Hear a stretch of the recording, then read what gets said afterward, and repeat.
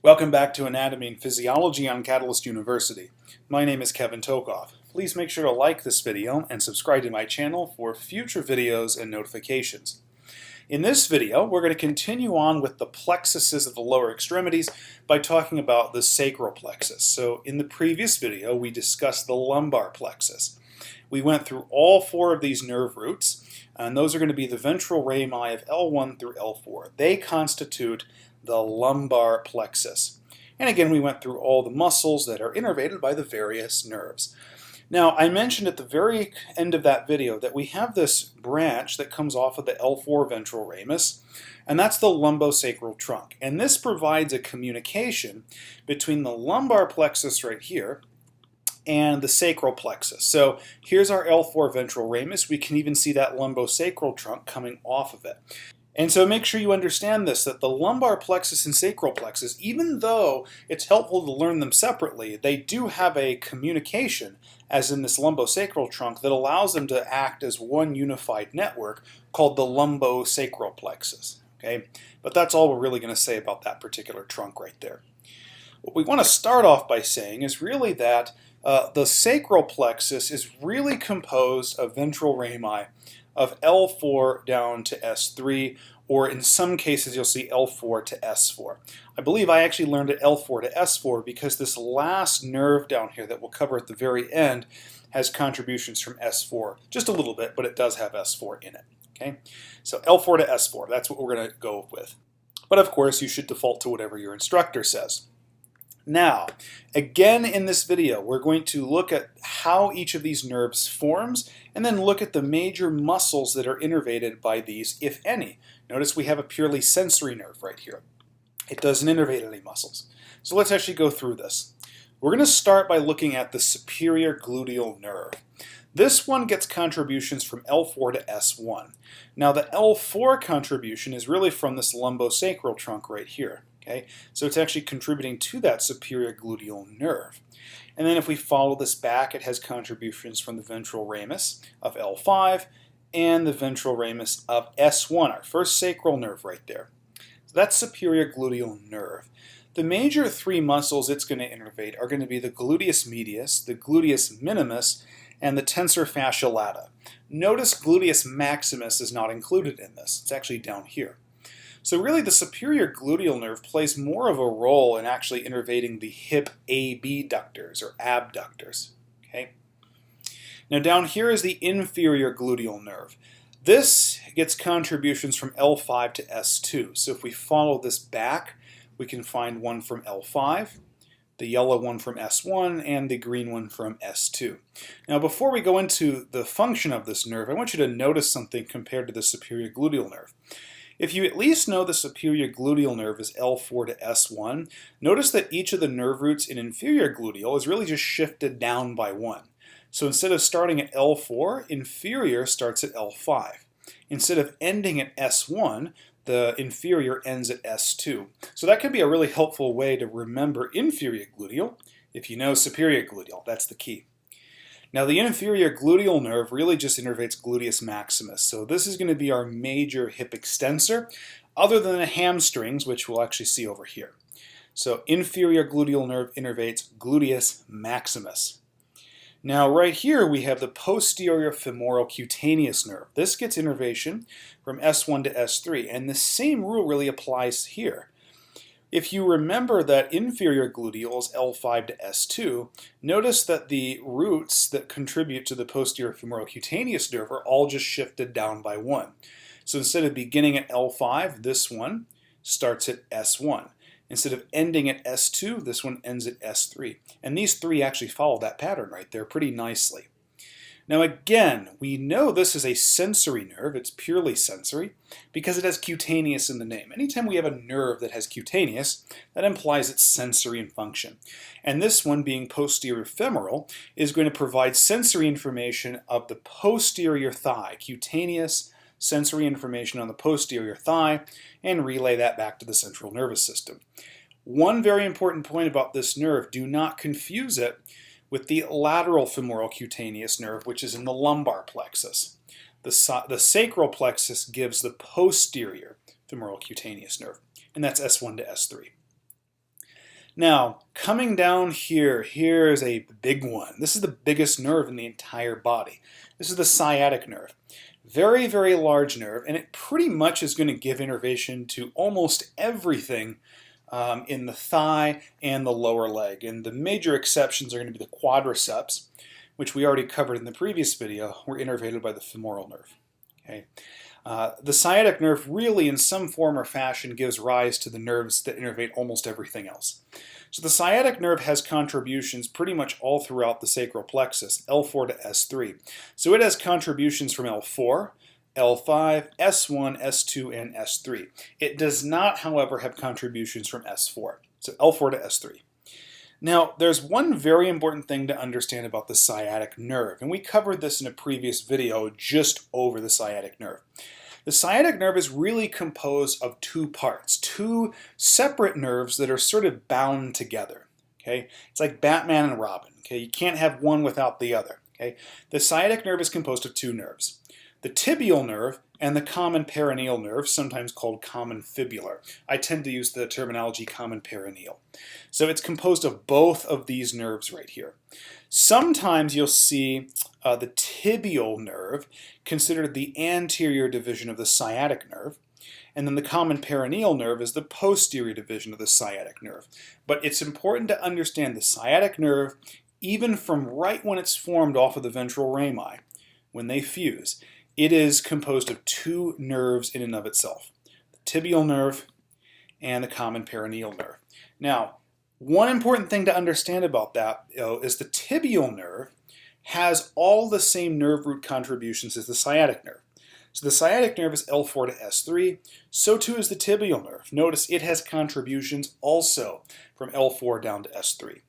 However, notice the common perineal nerve lacks that S3 contribution. So it does begin at L4, but it only has contributions down to S2, not S3. So these are not exactly the same in terms of their contributions. But again, we have the tibial nerve and the common perineal nerve. Now technically this setup over here really extends all the way up to here. But what I wanted to show with this part right here is really that we have two separate nerves. The tibial nerve is on top and the common perineal nerve on bottom here in the picture, and they're really just fused.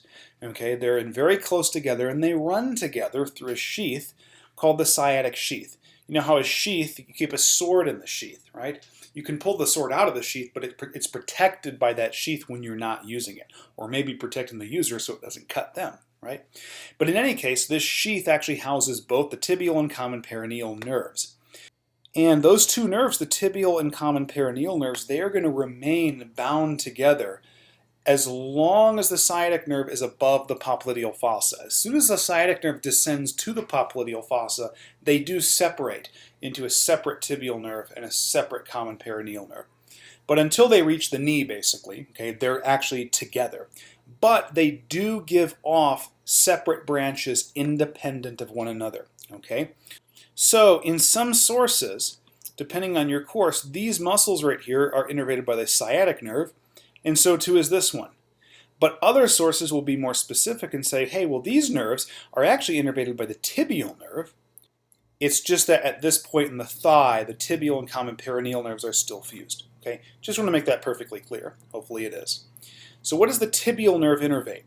Well, it innervates, first of all, most of the hamstrings. So these two, which are the more medial of the hamstrings, semitendinosus and semimembranosus. I think I actually have those misspelled. There's I should be a U in both cases. But these two hamstrings are innervated by the tibial nerve. Also notice that biceps femoris, the long head, is innervated by the tibial nerve. And then also the hamstring part of the adductor magnus is innervated by the tibial nerve. In fact, if you look at this, all of the hamstrings that have an origin on the ischial tuberosity, they're all innervated by the tibial nerve. Whereas the other hamstring, which does not have an origin on the biceps femoris, it really just originates on the linea aspera. The short head of biceps femoris is actually innervated by the common perineal nerve. Okay? So this is the only one of the hamstrings that's not innervated by the tibial nerve. But just be aware, some sources will say sciatic and be very general, others will be more specific and use one of these two. Now, A couple more notes on the tibial and peroneal nerve. I know you're sick of these, right? But before the tibial nerve gives off these branches to the hamstrings, it gives off a branch to quadratus femoris. Okay? Quadratus femoris is one of our major hip external rotators. And this branch right here to quadratus femoris really supplies two muscles. It supplies, of course, quadratus femoris and the inferior gemellus. Now, technically, the nerve to quadratus femoris has a branch that comes off of it that's the nerve to inferior gemellus. But we're just going to say here that the quadratus femoris nerve, or nerve to quadratus femoris, innervates both of these muscles. And notice, it does not have all the contributions of the tibial nerve. This one is only L4 to S1. That is nerve to quadratus femoris. And then once the tibial nerve gives off that branch to quadratus femoris, it then gives off all these branches to the various hamstring muscles. Now for the common peroneal nerve, this nerve will actually give off a branch to obturator internus. Again, notice obturator externus, that was a branch given off by the obturator nerve in the lumbar plexus. Obturator internus has a nerve that comes off of the common peroneal nerve in the sacral plexus.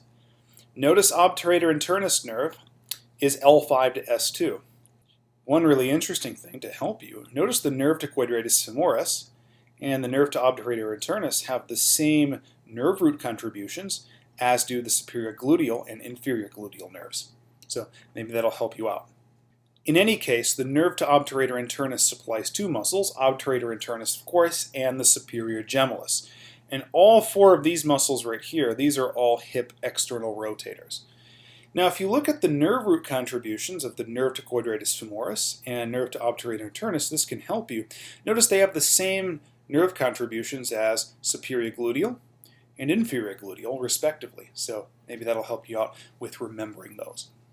Now as long as the tibial and peroneal nerves are giving off these branches right here, those two nerves are held together in the sciatic sheath, okay?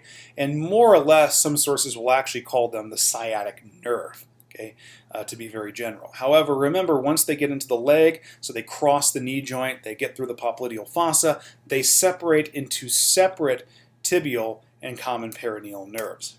And they may even branch further, okay? So again, but we're just going up to right up until the popliteal fossa. Now a couple more nerves to look at. Up here we have the nerve to piriformis. Piriformis, again, this is probably the largest of the hip external rotators by cross-sectional area. So this nerve has contributions from both S1 and this green one down to S2. So S1 and S2. And as the name suggests, nerve to piriformis, this one innervates piriformis. Now down here at the very bottom, this is the most caudal of all of these nerves in the sacral plexus. This is the pudendal nerve. Now the pudendal nerve has three contributions, one from S2, one from S3, and one from the ventral ramus of S4. Now we're not going to talk much about the pudendal nerve here, but it suffices to say that it innervates structures in the pelvic cavity. In particular, a lot of the pelvic floor muscles are innervated by the pudendal nerve or some branches from the pudendal nerve. For example, the levator ani muscles, they are innervated by branches that come from the pudendal nerve. And there's actually an entire plexus called the pudendal plexus. That's not common to talk about. Normally we just consider the lumbar plexus and the sacral plexus. But the pudendal plexus, as sometimes they say, is really just a bunch of branches that come off of the pudendal nerve. We're going to cover that in a separate video. Okay.